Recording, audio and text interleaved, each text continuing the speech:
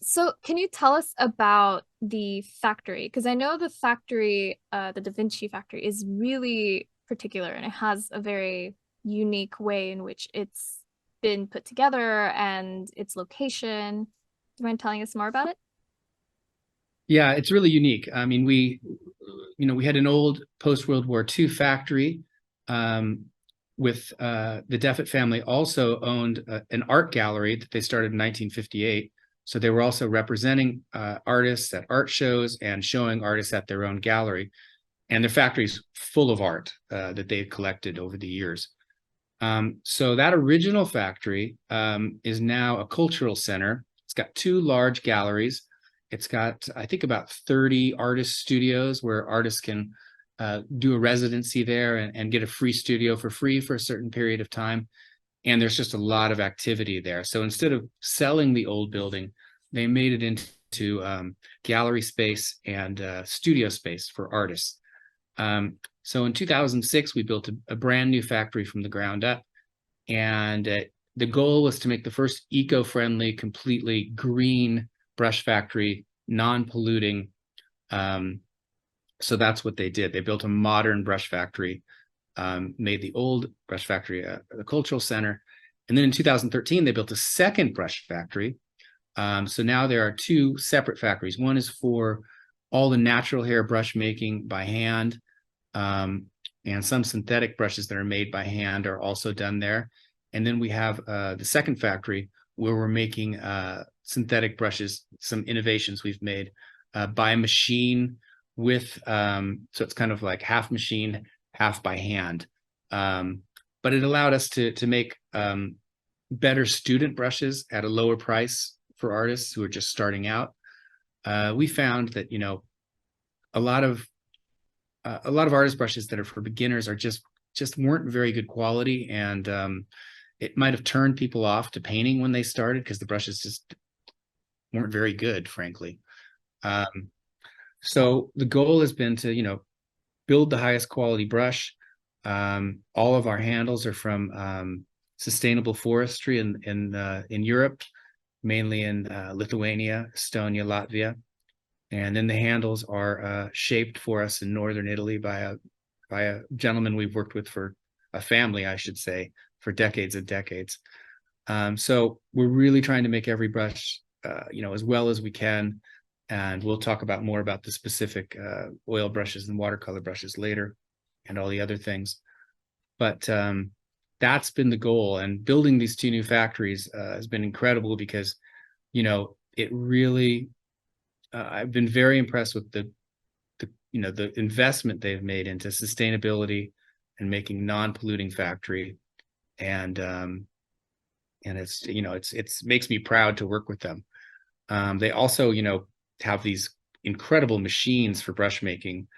They have a machine shop in the basement of one of the factories, so all the machines we have for brush making, we make the machines. So none of the machines we have been purchased. And that makes some of the things we can do with blending synthetic hair and making brush heads very innovative that no other manufacturer has. And I think the biggest point is that, the factory is owned by the Defet family still, and the Meyer family, who's been working in the factory for over 30 years. So they're the co-owners. And we haven't been bought or sold. And what we've seen in the art supply business that's unfortunate is starting in about 1982, we've had just 40 years of consolidation. So before that, brands would be competing against each other, and they'd be trying to make the best brush possible, or the best oil paint possible, or the best whatever canvas. So there was a sense of pride. You had a lot of family-owned businesses, kind of artisanal businesses, and everybody making things the best they could. And when smaller companies started being bought up and bought up and bought up, obviously what happens is the quality kind of starts going down. Maybe they're not manufacturing the brushes where they used to be. And, as you get further and further down the line, you have kind of people looking at brushes on spreadsheets and saying, oh, we're not selling enough of this, and let's eliminate this line and let's eliminate that. and it's not really with the artist in mind. So we've never done that. But that's the way our industry has changed. So we're one of the last independently owned manufacturers of art supplies that aren't under kind of a larger umbrella. And generally, when you walk into an art supply store, you have a lot of brush brands, and most of those brush brands are manufactured in India by one manufacturer in particular, China, Sri Lanka, some in Korea. So you have a lot of brands where they're not making any brushes, and they're just choosing different handle colors, and the name is being stamped on the brush. Just as kind of, so these are just kind of marketing companies more than they are brush makers. And so, I think when you're buying a brush as an artist and you want it to last and you want the quality to be there, think about that. Like, is this company actually making this item? Because generally the companies that are making their own materials, these are much higher quality. The artist is going to have a better experience, and it's better to support this kind of family business where people are really putting generations into the know-how of how to make a great brush. I mean, I think one of the things we talked about previously, Laura, was at Da Vinci you have 40 or 50 brush makers. The head brush maker is a woman, and we have specialists for every type of brush. So the small sizes for detail or miniature painting, you have women that are just very, good at making these brushes. Maybe they have smaller hands, or the ability to do this. Then we have a couple gentlemen that just specialize in filberts for oil painting, because making a filbert is the hardest shape to get everything by hand, the right lengths, and to taper it correctly. This is all achieved by hand in our factory. So the shape you see, there are no scissors is ever used to cut a brush into shape. All that is achieved by hand, so that you have, for hog bristle, you have split ends, just like in our hair, which is called flags. And that's what, holds on to and distributes the paint correctly.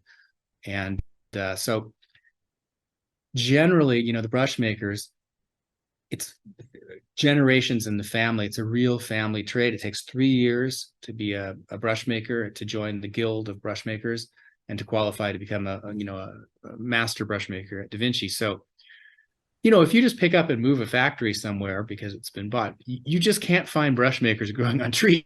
I mean, generally at Da Vinci, you'll see the team of brush makers, and maybe their uncle is over there, and maybe their grandparents or their parents or a cousin have also been brush makers at Da Vinci. It's a real, it's a trade that goes through generations. Families take great pride in it. It's a well-paid job, and it's really specialized. So it's hard to do it well. And if you have this kind of, continuity in the brush makers, the results are much, much better.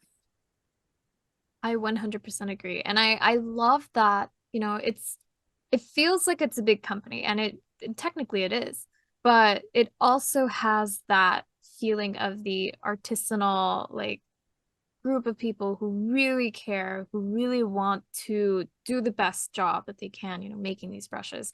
And I think that's really what sets Da Vinci apart, because there are so few companies that can really boast that amount of history in every brush that they make. It's like, it's also kind of mind-bending to think like, oh, my brushes were made by this person. Maybe I have older Da Vinci brushes that were probably made by that person's grandfather. That's so freaking cool.